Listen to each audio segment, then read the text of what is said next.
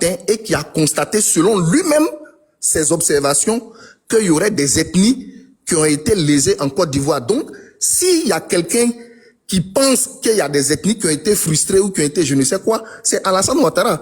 Ça ne veut pas dire que c'est un constat objectif, puisqu'il ne nous a pas dit sur la base de quoi lui il a constaté ça. Ok, il n'y a pas de souci. Il n'y a pas de problème. À t'entendre, à chaque fois, quand tu fais ta prise de parole, c'est toujours la même répétition. Le rattrapage ethnique, le rattrapage ethnique. Est-ce que tu vois? Donc, à cela, moi, je voudrais te dire, si à chaque fois tu répètes que, comment on appelle ça, Alassane Ouattara a pris la parole pour dire qu'il y avait un rattrapage, et comment on appelle ça, le rattrapage ethnique, c'est qu'il y avait bel et bien eu un retard ethnique. On est d'accord sur ça, tu peux pas nier les faits. Est-ce que tu vois? Maintenant, si vous voulez qu'on rentre un peu dans le passé, on va peut-être rentrer dans le passé. Parce que, à vous entendre, c'est vrai que vous êtes des opposants, hein, mais reconnaissez un peu, hein, reconnaissez, c'est très important. Reconnaissez au moins que on est quitté d'un point A et venu à un point B. Si on veut rentrer dans le passé, là, vous ne pouvez pas parler devant les gens. Vous ne pouvez absolument pas parler devant les gens. Le pouvoir passé, là, on sait ce qui s'est passé. Le palais présidentiel, là, c'était devenu un marché bêté. Chaque jour que Dieu fait, les femmes bêtées allaient se regrouper au palais présidentiel. L'ancien président de la, de choses, comment on appelle ça, de la FIF, qui était celui-là même qui gardait la caisse de l'État et qui finançait les gens. Ne nous faites pas parler, les gars. Ne nous faites pas parler. Au pouvoir passé, là, il y avait des fonctionnaires fictifs. Moi-même, j'en connais plein. Chaque vendredi soir, l'administration est vide. Des funérailles en un point fini. Qu'est-ce que vous voulez nous rencontrer au juste? Autant de l'ancien président, c'était des délestages en un point fini. On peut faire des délestages par jour. Là. Si on n'a rien fait comme délestage, c'est au moins 5 à 10 fois. À un moment donné, sachez ou bien reconnaissez qu'il y a eu une évolution. Mais tu parles du trafic, de la dose. C'est pas aujourd'hui que cela a commencé. Hein. Ce n'est pas du tout aujourd'hui que cela a commencé. C'est bien vrai qu'avant, on va dire que les réseaux sociaux, voilà, on ne voyait pas assez de trucs sur les réseaux sociaux, mais ça a bel et bien existé. Il y avait une, comment on appelle ça, une force, hein, comment on appelle ça, qui avait été créée, hein, par l'ancien président. Ceux-là même qui passaient dans chaque fumoir, qui partaient prendre leur quota. Qu'est-ce que vous voulez nous rencontrer même? Ces mêmes personnes-là même qui transportaient, qui faisaient des livraisons la nuit. Qu'est-ce que vous voulez nous expliquer? Aujourd'hui, au moins, on voit des démantèlements. C'est pareil comme l'orpaillage clandestin. Lorsqu'on vient les délocaliser, mais ces mêmes personnes-là vont encore s'installer ailleurs. C'est pareil comme comment on appelle ça, le trafic comment on appelle ça, de la drogue. Ça rentre comme ça rentre. Qu'est-ce que vous voulez nous faire croire? Non, le pouvoir en place, oui, c'est ceci, c'est cela, ils font ceci, ils font cela. Et il y a eu une évolution. Une très grande évolution. Ne restez pas à tout moment en train de parler comme si... Oui, aujourd'hui, la Côte d'Ivoire est à un niveau où la Côte d'Ivoire même, c'est-à-dire qu'elle est enviée par le monde entier. À un moment donné, il faut que vous arrêtez.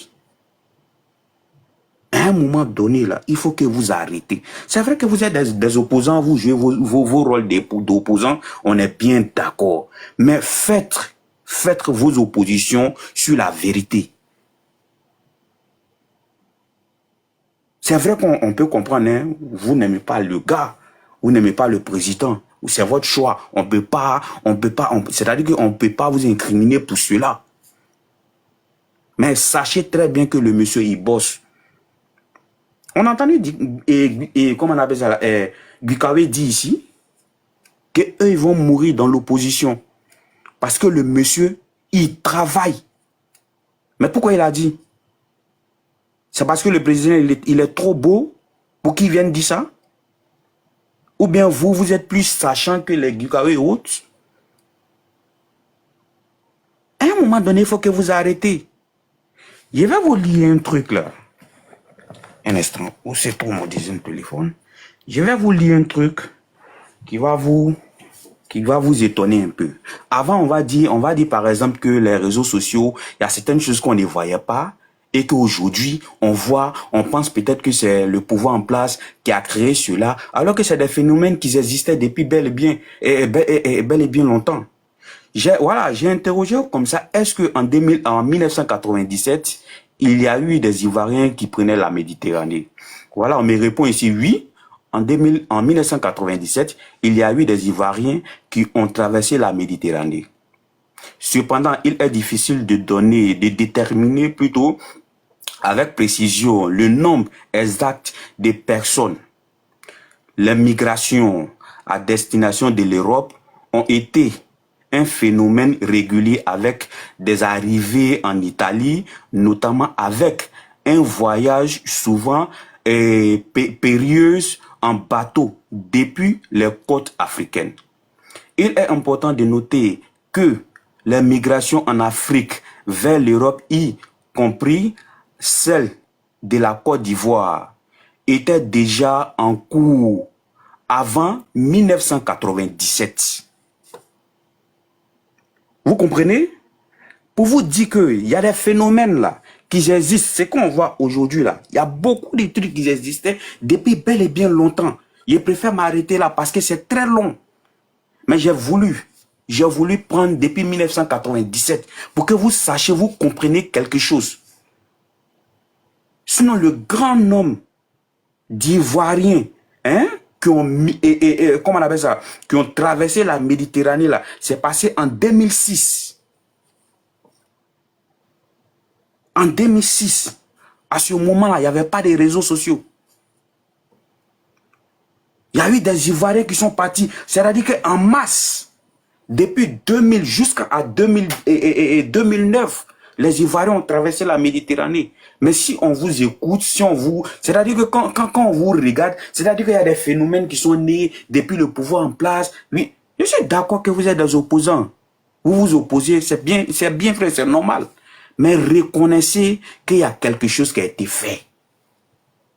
Le dit là, ça va pas vous enlever ou bien ça va pas vous changer votre position d'opposition. Vous comprenez? À un moment donné, il faut que vous arrêtez. À t'écouter, même toi, Serge Assé, c'est-à-dire que tu parles avec une haine à chaque fois, rattrapage ethnique, ici, rattrapage ethnique. Mais dans le RHDP, là, il y a toutes les ethnies. Dans le RHDP, là, il y a toutes les ethnies. Est-ce que toi, tu peux savoir que le RHDP actuel, là, mais le numéro 2 du RHDP, c'est pas un gars du Nord? Le numéro 2 du RHDP, là, c'est Begré Mambé. Toi, tu peux l'imaginer? À un moment donné, il faut que vous... Il occupe quelle fonction, si c'est pas trop curieux? Qui ça? Begré Mambé, il occupe quelle fonction au sein du RHDP? Mais il est le numéro 2 du RHDP? Non, le numéro 2, ça veut numéro rien 1 du dire. RHDP, c'est qui? Ce que moi je sais de l'organisation du RHDP, c'est que Alassane Ouattara, le numéro 1, comment il s'appelle, oui. Kafana Kone en est le président, je crois, exécutif. Oui. Et puis Bakongo en est le secrétaire exécutif. Et puis je sais que par exemple Patrick Hachi est vice-président. Bon, voilà. Donc Begré Mambé là, il est quoi? Il occupe quel poste qui fait de lui le numéro 2? C'est juste ma question. C'est ce que je te dis là. Tu peux faire ta recherche. Voilà, c'est tout. Donc, quand tu dis que le président Alassane Ouattara est le président du RHDP, qui qui fait de lui le premier du RHDP. Maintenant, quand tu dis le numéro 2 du RHDP, il doit occuper quelle fonction? Tu dois comprendre qu'il est le vice-président. C'est tout. Donc, à un certain moment, les vice-présidents sont que vous arrêtez. Du président exécutif. Il faut que vous arrêtez un peu votre intoxication que vous faites à longueur de journée. Voilà, à faire des rattrapages ethniques. Aujourd'hui, là, le pouvoir actuel, là, c'est vrai, vous allez tout reprocher à ce pouvoir actuel-là, mais sachez que ce pouvoir-là a travaillé. C'est parce que vous savez que sur ce plan-là, vous ne pouvez pas le battre. Raison pour laquelle vous êtes obligé aujourd'hui d'aller vous associer à des pays étrangers, faire un dénigrement pour pouvoir les renverser. Sinon, vous ne pouvez rien. Sinon, vous ne pouvez rien. À un moment donné, il faut que vous soyez peut-être, voilà, vous soyez, c'est-à-dire logique, quoi, avec les Ivoiriens. Ne venez pas insulter notre intelligence. Je m'arrête là, Miel. Ok. Monsieur Diomandé, vas-y. D'accord, merci beaucoup, Miel. Je salue déjà tout le monde sur le panel. Hein. Bon, vraiment, avant tout propos, j'aimerais dire à mes frères du RIDP que, honnêtement, il sera toujours difficile pour vous de débattre avec Serge Assé. Serge Assé, depuis, il vient beaucoup sur le panel du RIDP. Je faisais partie des premiers interlocuteurs de Assé. Et c'est quelqu'un, il est très méthodique dans le débat. Il mène le débat à ce que vraiment vous soyez touché au fond de vous. Et quand vous êtes touché au fond de vous, vous êtes carrément déséquilibré et vous perdez le débat, carrément. C'est quelqu'un que j'admire beaucoup. Quand je suis en bas, je l'admire beaucoup. Lui et Kaza. Donc, c'est vraiment quand vous menez le débat, nous qui sommes en bas, nous ne sommes pas forcément des débatteurs. On aime beaucoup vous écouter. On a envie de vous voir en train d'équilibrer le débat avec eux. Mais honnêtement, il vous a supplanté. Parce qu'il vous a levé, il vous a fait sortir hors de vous-même. Et ça, franchement dit, tout le monde l'a compris. Quand il est sur le panel, on est obligé d'aller appeler un certain Kokora ou bien, voilà, les uns et les autres. Mais ce qui est malheureux, c'est qu'on n'apprend pas de nos débatteurs, de ceux qui nous défendent. Quand ils débattent, écoutez-les. Et vous allez en faire autant. C'est très important. J'ai l'impression que nous aimons plus le président Alassane Ouattara que connaître lui ce qu'il veut faire. Tous ceux qui débattent, même les gros que vous voyez, ils sont en train de débattre là. Ils ont lu Alassane Ouattara. Ils connaissent mieux Alassane Ouattara même que nous. Nous ne faisons que aimer Ouattara. C'est tout ce que nous faisons. Donc, franchement dit, je souhaite que vous essayez de vous améliorer souvent dans vos débats. Don Dofou, il vient d'arriver. Avant de rentrer dans le RIDP, il a étudié le RIDP. Il a étudié là où le président Alassane Ouattara a commencé et où est-ce qu'il veut terminer. Et c'est pourquoi il est à l'aise quand il a des débats. On a l'impression qu'il est là depuis longtemps. Mais souvent, ceux qui sont là, vous êtes obligés de prendre souvent des arguments personnels pour pouvoir faire le débat. C'est pas intéressant et quand c'est comme ça, vraiment, nous sommes en bas, vraiment, c'est difficile pour nous. Voilà. Ceci étant dit, bon, avant de commencer, je tiens d'abord à aller vers Kaza. Alors, Kaza, tout à l'heure, dans tes propos, j'ai l'impression que vraiment tu es beaucoup prétentieux lorsque toi tu veux dicter la manière de débattre aux militants du RHDP. Lorsque le RHDP se permet souvent de se comparer au régime passé. Et toi tu dis, non, nous on n'a pas le droit de le faire. Ah bon? Moi personnellement, je suis surpris. Toi, Kaza, tu es rentré au PDCI dans les années, depuis dans les années 90. Je dirais la deuxième moitié des années 90. Tu es rentré dans le PDCI. Mais Kaza, le PDCI on pouvait critiquer le PDCI, je crois, de Bédier. Parce que c'est à ce moment que toi, tu es rentré. Mais On ne t'a jamais entendu en train de critiquer ce que le PDCI faisait, tel que l'ivoirité.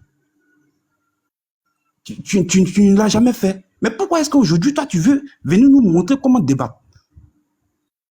Allons encore en 2005. En 2005, oui, le PDCI faisait partie du RADP. Jusqu'à nous avons pris le pouvoir ensemble. On a dirigé ensemble. Jusqu'en 2019, je crois. Mais Kaza, lorsque le président Bédier disait que le président Alassane Ouattara était, était un bâtisseur. Mais à ce moment-là, Était quoi? le bilan Était quoi? Lorsque le président Bédier disait à Daouko, je cite, le président Alassane Ouattara est un bâtisseur infatigable. Tu m'as compris quoi? Et là, c'est bon, j'entends. Le bâtisseur. Le bilan, il était attaquable ou bien inattaquable à ce moment.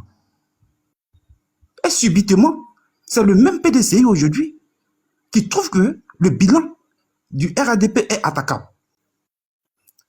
Dans quelle acrobatie? Moi, après, quand tu vas avoir ton temps de parole, tu vas me le dire. Parce que apparemment, c'est parce que le RADP, ou bien disons le RDR, dans le RADP, n'a pas fait la passe au PDCI, que le PDCI devient opposant. Et donc, du coup, ce que l'état que nous avions quand on était ensemble, aujourd'hui devient l'état du RADP.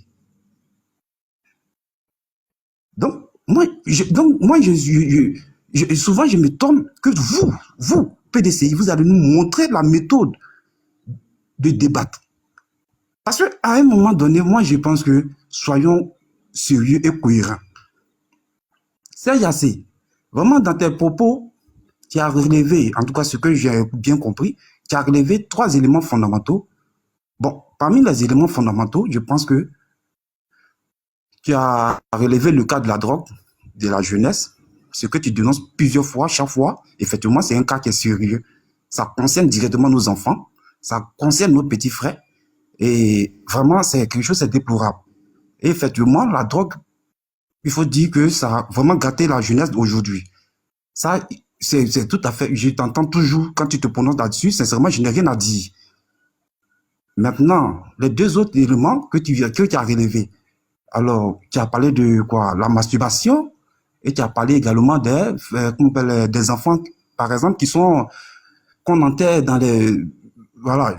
Bon, on va parler d'abord sur la masturbation. Tu sais, en fait, c'est ce qui me désole un peu dans le PPACI. En fait, le sexe, l'intimité n'a aucun secret pour vous, en fait. L'intimité, c'est ça on va prendre pour pouvoir mettre dans la politique. Je peux vous comprendre parfaitement. Vous êtes des personnes politiques qui n'avaient que ça. Vraiment comme, je sais pas, comme une vie quotidienne, en fait. Quand tu vois, par exemple, même le président, même à la réalité, du PPACI lui-même, depuis lui, jusqu'en dessous, en passant par la gouvernance, qu'est-ce que lorsque lui-même il prend le micro, il dit, vous pouvez m'accuser de tout. Vous pouvez m'accuser, qu'est-ce qu'il disait là, bon, je vais essayer de paraphraser ça. Il dit que dans tous les défauts qu'il a, en tout cas, lui, c'est chercher femme là, qui est le défaut, qui est le défaut, préférentiel. Bon, lorsqu'un président dit, il dit ça, qu'est-ce qu'il apporte à la jeunesse, selon toi? Puisque toi, aujourd'hui, tu es en train de parler de masturbation. Lorsqu'un président qui se permet de dire, ou bien disons, se promène dans les rues, à la rue Princesse, qu'est-ce qu'on peut apporter? Qu'est-ce qu'on apporte comme, je sais pas moi, comme moralité à la jeunesse? Donc aujourd'hui, quand tu es en train de parler de masturbation, moi ça ne m'étonne vraiment pas, franchement. Deuxièmement, tu as parlé de quoi? De cette tradition. Et puis encore, tu as traité vraiment cette tradition. Vraiment, je n'ai pas compris le qualificatif que tu as apporté à cette tradition. Franchement, j'étais gêné. Franchement, ça m'a offensé. Faut le dire carrément. Parce que j'étais déjà vu en train sur le panel de Tanguy, quoi. Tu étais avec les Yves Hippo. Vous étiez en train de parler du panafricanisme. Alors, quand je viens t'entendre ici, parce que le panafricanisme, je crois que c'est de mettre en valeur ce que nous avons de culturel. Alors, si on te dit ici aujourd'hui que voilà, le fait de mettre des bébés, ça peut paraître choquant. Moi-même, je ne connaissais même pas cette tradition.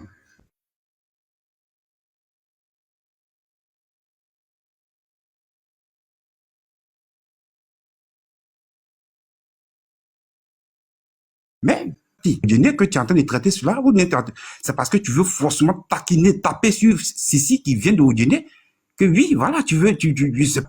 Mais, je ne sais pas pourquoi aujourd'hui tu es en train de t'offusquer par rapport à cela. C'est curatif. Effectivement, les bébés africains, quand ils naissent, ils ont ce souci-là, les nerfs qui sont visibles sur leur corps partout.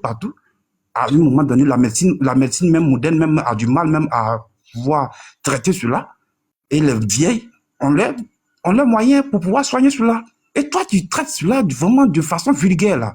C'est pas joli à voir. Franchement dit, je pense que tu dois être un peu à la hauteur de tout cela. Voilà, merci. C'est ce que je tenais à dire. Merci. Miel, pardon, je peux intervenir, je vais aller me coucher parce que demain à 6 heures, je dois être debout. Si c'est possible.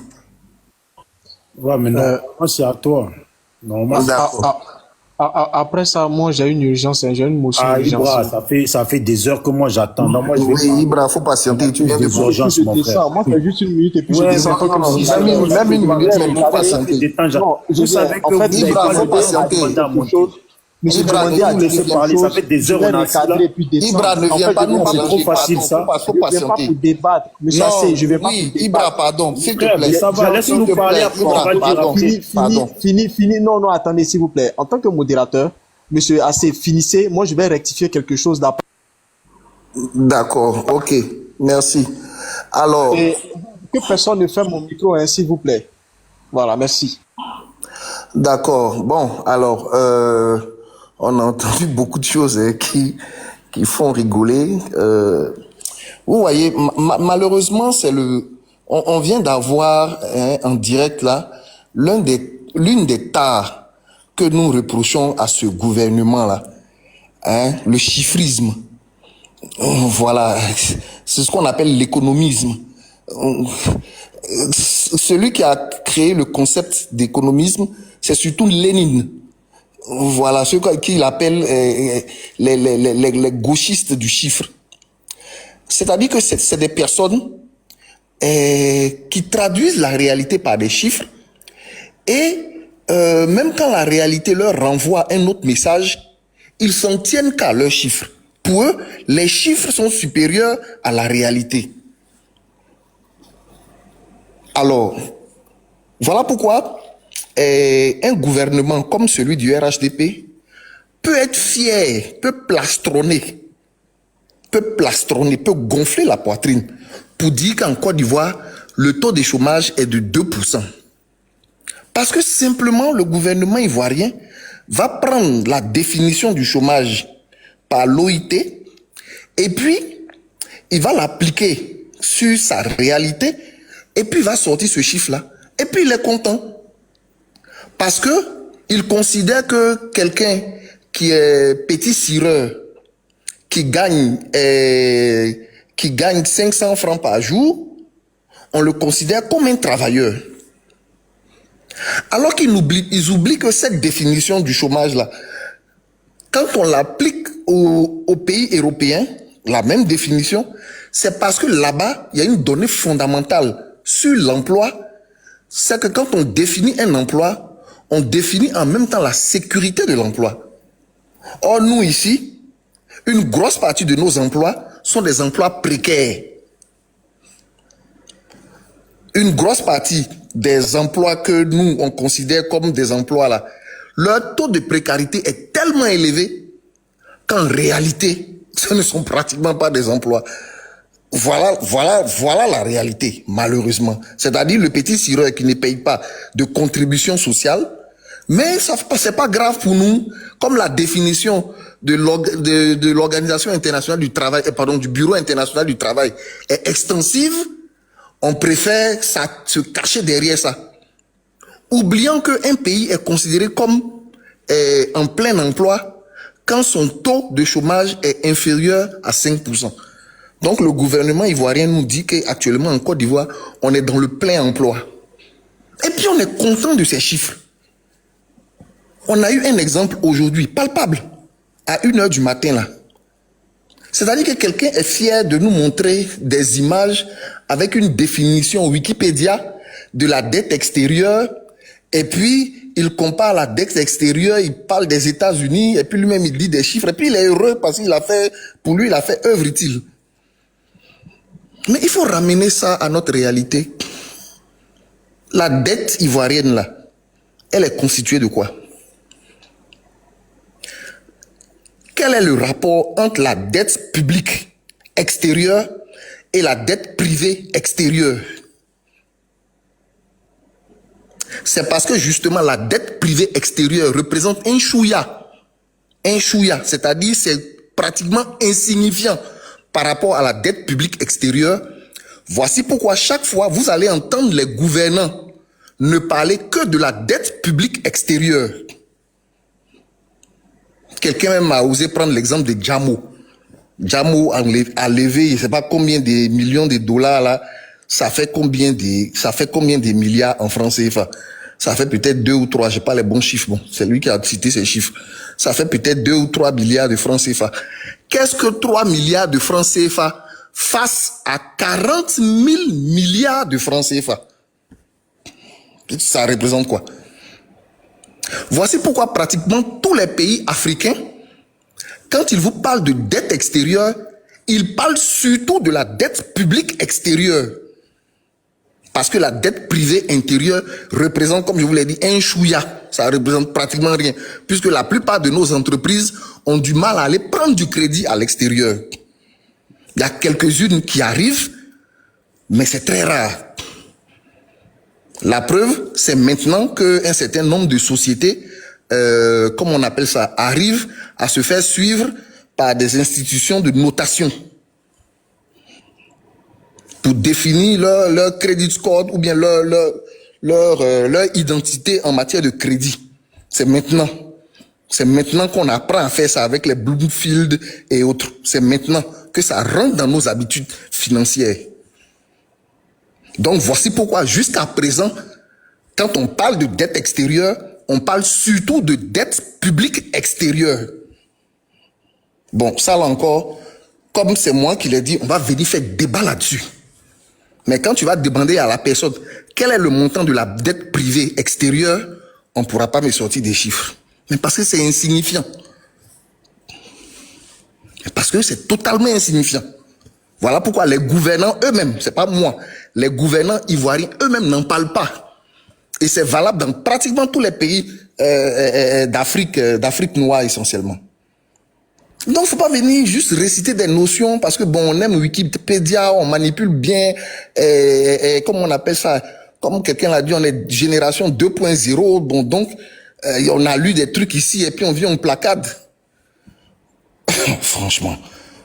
Donc, arrivé un moment, il faut apprendre à se calmer. Vous voyez, le débat a commencé comment?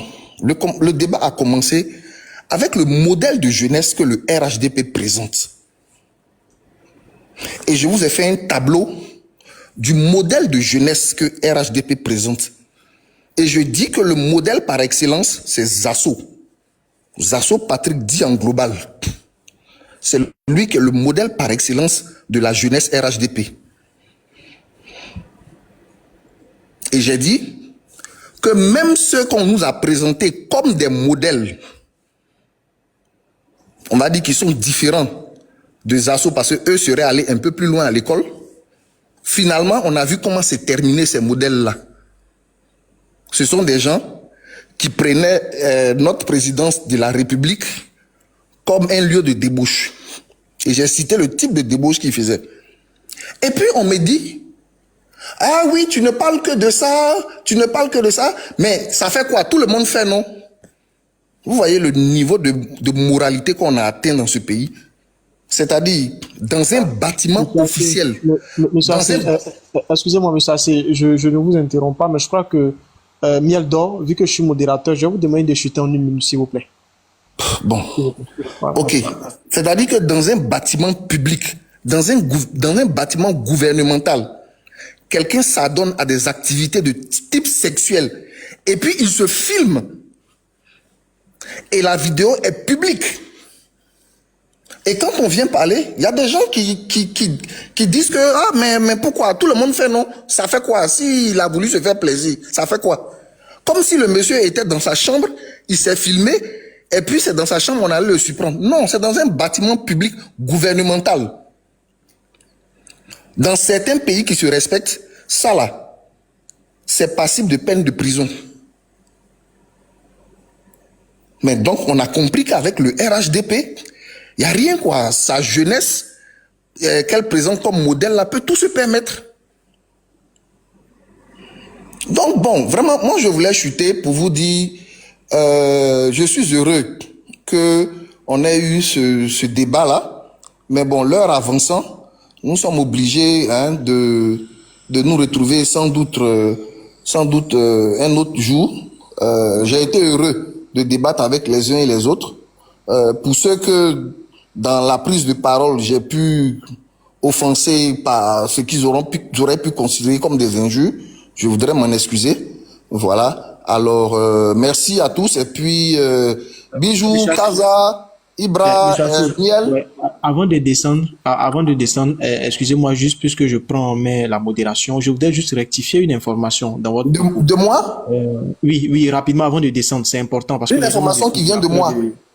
Non, oui, mais en fait, vous venez de dire quelque chose qui n'est pas totalement vrai. Donc, je souhaite rectifier devant vous. Voilà, en ce qui concerne le taux de chômage. Le taux de chômage dont vous avez fait mention n'a jamais été donné par la Côte d'Ivoire. Ce taux de chômage a été donné, je crois, par le BIT, donc le Bureau international du travail, par rapport justement à la définition au sens international du travail. Non, c'est faux. Je dis, le ministre Amadou Touré. Le ministre Amadou Touré, c'est lui qui a voulu dire que le taux de chômage en Côte d'Ivoire est de 2%. Je cite le ministre du gouvernement ivoirien qui l'a dit. Il s'appelle Amadou Touré, ministre de la Jeunesse. Vraiment, il s'appelle pas Amadou Touré. Dans un premier temps, il s'appelle Mamadou Touré, pardon. Mamadou Touré. Donc, vous me laissez finir, s'il vous plaît. Il a dit ou il n'a pas dit? Je dis, laissez-moi finir, s'il vous plaît. Il a dit ou il n'a pas dit? Je dis de me laisser finir. C'est ce que je suis en train de faire. Franchement. Je suis en train de faire un déroulé. Voilà. En fait, c'est pas vrai ce que vous avez dit.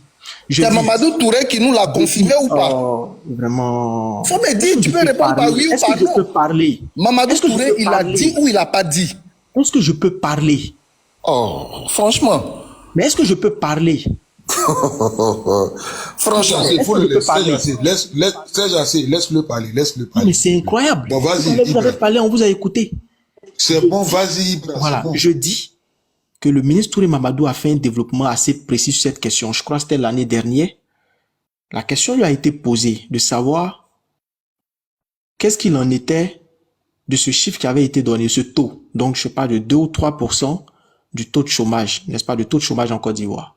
Il a dit, n'est-ce pas, dans un discours, que ce chiffre a été donné par le BIT, le Bureau international du travail. Et le BIT a pris en compte des critères importants, inhérents au BIT, sans toutefois tenir compte de certains critères propres à la Côte d'Ivoire.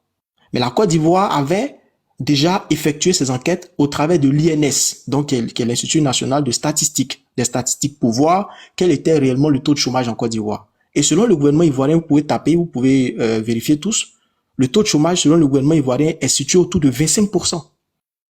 Vérifiez tous. Vous avez tous un téléphone, vous avez tous un PC, vous pouvez vérifier. Le gouvernement tu es en vision, tu es en mondiovision en train de réécrire l'histoire.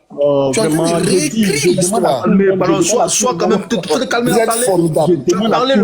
Laisse-le parler. Non, mais pourquoi est-ce que tu tiens comme ça? En fait, je comprends pas. Je demande à tout le monde de vérifier. Vous avez un smartphone, vous tapez taux de chômage, la Côte d'Ivoire. Viens voir, mais tu cliques là. Voilà, selon le gouvernement ivoirien, vous vérifiez tous et vous allez voir. Le gouvernement ivoirien a estimé le taux de chômage à 25%. Vous pouvez tous vérifier. Et si c'est faux, vous me dites que c'est faux. 25% le taux de chômage. Tout le monde peut vérifier. Donc, le ministre Touré Mamadou a été clair. Je crois que c'est cette année ou je sais pas si c'est l'année dernière, la question lui a été posée. Il a dit que ce chiffre a été donné par le BIT. Et que le BIT a pris des critères propres à lui, puisque c'est un bureau. Donc, il fallait justement revoir ces calculs-là. Et le gouvernement a estimé le taux de chômage en Côte d'Ivoire à 25%. Les chiffres sont là. Donc, il ne faut pas travestir les faits. C'est important. Vous avez fini ta précision? Monsieur Kaza. Tu as fini ta précision? Non, je viens. D'abord, ça ne date pas de 2 ans. Le ministre Mamadou Touré a annoncé deux fois les chiffres. Une première fois, écoute-moi. Une première fois, il a annoncé autour, demain je vais vous donner les bonnes dates. Là, comme on parle de tête, voilà. Il a donné une première fois les 2%, je crois, autour des années, comment on appelle ça, 2020, 2021. La première fois qu'il a annoncé. Et ça avait créé tellement un grand choc dans l'opinion. On dit, mais comment? En Côte d'Ivoire, taux de chômage, c'est 2%. Et c'est quand il s'est senti acculé qu'il est revenu pour dire que les chiffres là, c'est selon la définition que le BIT donne du chômage, que eux, ils ont fait leur calcul en se basant sur... Tu vas sur la logique, non? Tu vois maintenant que tu vas... S'il te plaît, tu te plaignais tout à l'heure que je l'interromps. Parfait, non, on le fait aussi à toi. S'il te plaît, donc le ministre Touré dit que lui, ses calculs de 2% là, il les obtient à partir de la définition que le BIT donne du chômage. J'ai dit.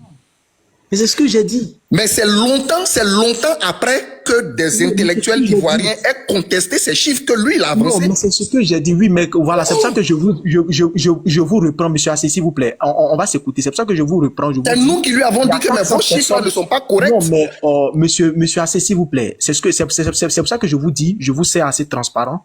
Il ne faut pas faire de la rétention d'informations. Les gens nous écoutent, il y a 400 personnes. Donc, quand vous donnez l'information, il faut dire que ce sont des chiffres du BIT. Ce ne sont pas les chiffres du gouvernement ivoirien. Ce sont les chiffres du gouvernement. Monsieur Mamadou Koutoura a été clair. Il dit que ce sont les chiffres du gouvernement ivoirien basés sur la définition. Ce n'est pas vrai. Basés sur la définition. Ce ne sont pas les chiffres du gouvernement ivoirien. Ce n'est pas vrai. Ce ne sont pas les chiffres du gouvernement ivoirien. Non, mais ce n'est pas vrai. Ce que vous dites, c'est pas vrai. Voilà, c'est pas vrai. Ce sont des intellectuels comme toi, c'est pas vrai. D'accord, il n'y a pas de problème. Il va faire comme Kaza. Il n'y a pas de problème. C'est les chiffres, ça vient de la Lune. Ces chiffres-là viennent de la Lune. Donc, merci. Il n'y a pas de... On va passer la parole.